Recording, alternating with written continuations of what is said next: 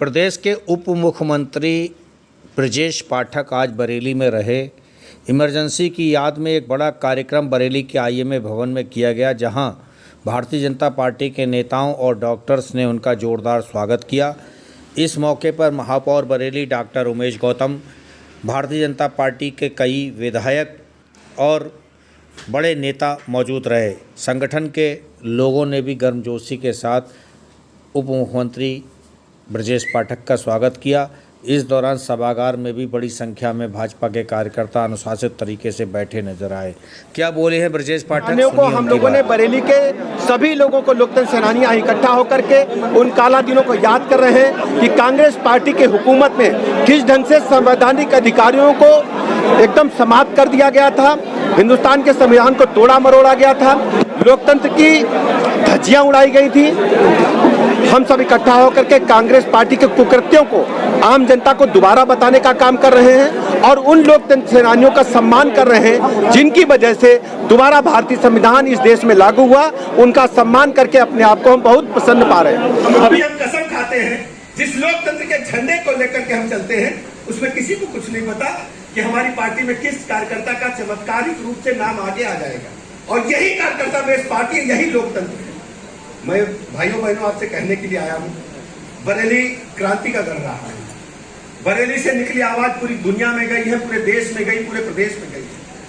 आज जहां भी आप जाओ, कम से कम लोकतंत्र सेनानियों के बारे में, कांग्रेस पार्टी के कुकर्मों के बारे में, उन लोगों ने किस ढंग से देश की सत्ता पर कई दशकों तक कब्जा किया।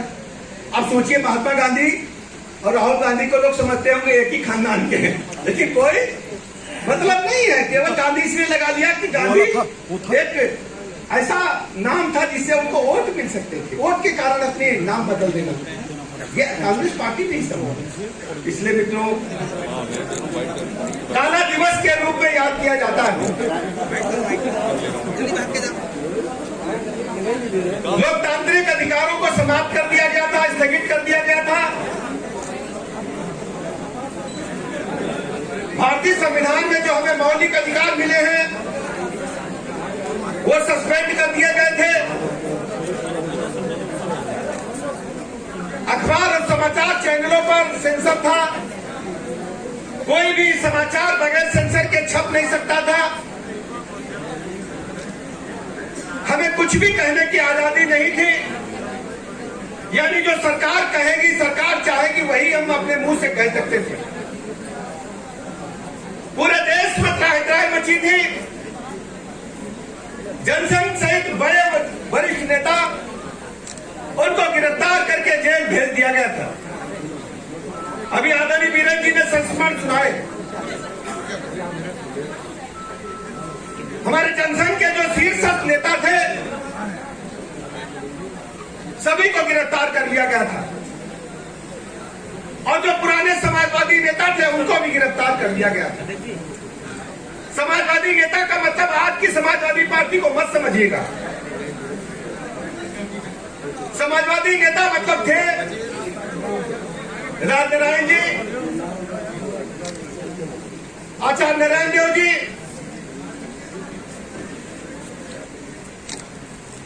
चंद्रशेखर जी। आज के समाजवादियों की तरह नहीं। वर्तमान में जिस समाजवादी पार्टी की आप सब चर्चा सुनते हैं, ये असली समाजवादी पार्टी नहीं है। असली समाजवादी पार्टी तो आचार्य नरेंद्र देव जी की थी, राजनारायण जी की थी। लेकिन इन लोगों ने समाजवादी पार्टी को झटके से एक परिवार के कब्जे में लाने का काम किया था और प्रदेश में संदेश दिया था कि समाजवादी है, जबकि समाजवादी पार्टी का सबसे बड़ा मुख्य उद्देश्य होता है कि उसका मुखिया कोई नहीं होगा, संपत्ति का वारिस कोई नहीं होगा। जबकि समाजवादी पार्टी अपने उद्भव काल से एक परिवार की पार्टी बनकर के रह गई। इसलिए इस कंफ्यूजन को दूर करने के लिए इस विषय को मैंने आपके बीच में कहा। यही कांग्रेस पार्टी और उनके जो सहयोगी दल हैं, इनको लोकतंत्र से कोई लेना देना नहीं है। यह सत्ता के भूखे लोगों का एक समूह है। इसलिए मेरे साथियों, आपसे मैं कहना चाहता हूं मेरे जो लोकतंत्र सेनानी हैं उनको प्रणाम करने आया हूं, वंदन करने आया हूं, उनका आशीर्वाद लेने के लिए आया हूं। भारतीय जनता पार्टी चाहती है कि हमारे जो लोकतंत्र सेनानी उनका सम्मान हो। अटल जी बता रहे थे पिछली बार जब 17 से 19 तक हमें इस विभाग को देखने का अवसर मिला था, राजनीतिक पेंशन विभाग, तो 5,000 रुपए प्रतिमाह पेंशन बढ़ाने का काम उत्तर प्रदेश सरकार द्वारा किया गया था। यह लोकतंत्र सेनानियों के प्रति सम्मान है और यह कोई अंतिम बात नहीं है। लोकतंत्र सेनानी हमारे हृदय में है, उनकी मेहनत, उनकी लगन, उनका समर्पण देश कभी भुला नहीं पाएगा और भारतीय जनता पार्टी तो इसके मूल में है। सारे के सारे नेता हमारे सीनियर लोकतंत्र सेनानी रहे हैं, इसलिए मैं सेनानी मित्रों से, बुजुर्गों से कहना चाहता हूं, आपके सम्मान की लड़ाई भारतीय जनता पार्टी मुख्य रूप से लड़ेगी। आपके झंडे को कभी झुकने नहीं देगी। जो आपके ऊपर लाठियां चली हैं, जो आपका रक्त बहा है, उस कर्ज को भारतीय जनता पार्टी हमेशा अपने ऊपर रखेगी। आपका सम्मान कभी झुकने नहीं देगी। मैं बरेली के लोगों से कहना चाहता हूं, तरह तरह के लोग आपके बीच में आते हैं। वर्तमान में समाजवादी पार्टी का हाल हम सब जानते हैं। समाजवादी पार्टी का जब गठन हुआ तो किस प्रकार गठन हुआ, ये हमारे पुराने मित्र जो मंच पर है, सामने बैठे दादा जानते होंगे, पत्रकार सीनियर जानते होंगे। 1992 में समाजवादी जनता पार्टी हुआ करती थी। राष्ट्रीय अध्यक्ष होते थे चंद्रशेखर जी, पूर्व प्रधानमंत्री। पूर्व प्रधानमंत्री को लगा कि लखनऊ में एक सम्मेलन है समाजवादी जनता पार्टी का। समाजवादी जनता पार्टी का सम्मेलन चल रहा था और मुलायम सिंह ने चंद्रशेखर जी से अलग होकर के उसमें समाजवादी जनता हटा करके समाजवादी पार्टी की घोषणा कर दी। चंद्रशेखर जी ठगे रह गए, उनके पार्टी कार्यालय पर कब्जा हो गया, बात खत्म हो गई। तो समाजवादी पार्टी जो देश के समाजवादियों के आंदोलन का नेतृत्व करती थी, उनसे निकल करके एक परिवार में आ गए। परिवार का मतलब है मुलायम सिंह जब बनाए तो राष्ट्रीय अध्यक्ष थे, उसके बाद उनके बेटे ने किस ढंग से कब्जा किया, पार्टी को किसी से छुपाया। हमने तो पहले मुगलों के बारे में सुना था कि पिता को धक्का दे करके कुर्सी पर बैठ जाते थे लोग। हमने और किसी को नहीं, किसी राजा को हमने धक्का देते हुए नहीं देखा, लेकिन मुगल शासकों को देखा का पिता को, पुत्र को, भाई को, बहन को गर्दन काट करके जेल में डाल करके सत्ता पर कब्जा कर देते थे।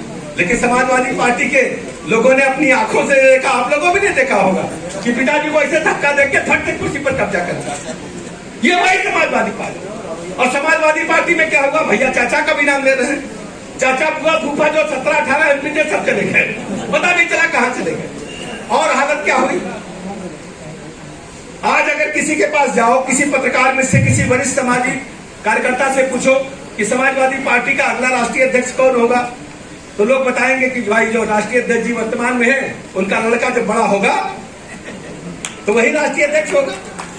कांग्रेस पार्टी के पास जाओ कि भैया राष्ट्रीय अध्यक्ष अगला कौन होगा, तो लोग कहेंगे कि राहुल जी जब शादी कर लेंगे और जब बच्चा जो बेटा होगा या बेटी होगी वही राष्ट्रीय अध्यक्ष होगी। या प्रियंका जी का भी दांव लग सकता है अगर राहुल गांधी सक्सेस हुए। ऐसे ही सोचिए शिवसेना का हाल देखो। शिवसेना में देखो एक कैसे कैसे होता है, पिता मुख्यमंत्री है, बेटा कैबिनेट मिनिस्टर है। सर देखिए, झुक ही नहीं सकता शर्म के मारे। ये लोकतंत्र है, जनता के टैक्स की मनी है। लोगों ने सेवा का व्रत लिया है, संविधान की शपथ ली है, बापू देकर मंत्रिमंडल में। श्रीलंका क्यों गया जानते हैं? श्रीलंका का तख्ता क्यों पढ़ता है, सब जानते हैं। इतिहास जो अखबार पढ़ते हो पढ़िएगा जरा। अब चले जाइए उधर तेलंगाना में, चंद्रशेखर जी ने पार्टी बनाई तो बेटी पार्टी चला रही। दूसरा जो आंध्रा में देखेंगे तो YSR कांग्रेस है, तो वो चले गए तो उनके बेटी की पार्टी हो गई। अन्ना द्रमुक के बारे में आप सब जानते हैं। इस समय केवल भारतीय जनता पार्टी है जो सबसे पीछे बैठा बूथ अध्यक्ष है, वो भी राष्ट्रीय अध्यक्ष हो सकता है। और